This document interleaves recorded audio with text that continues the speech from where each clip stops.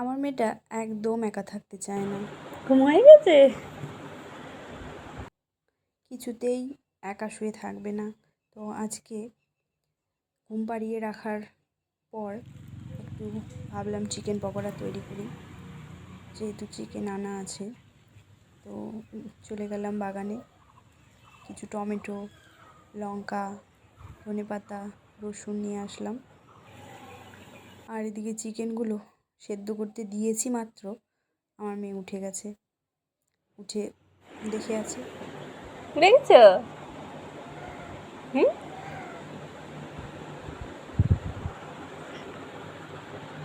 ঘুম হয়ে গেছে? মশারি খুলতেই কি হাসি কি হাসি, একা কিছুতেই শুয়ে থাকবে না, ওইটুকুই যতটুকু থাকলো। এরপর চিকেন পকোড়াগুলোকে ভেজে নিলাম নানুর কাছে দিয়ে।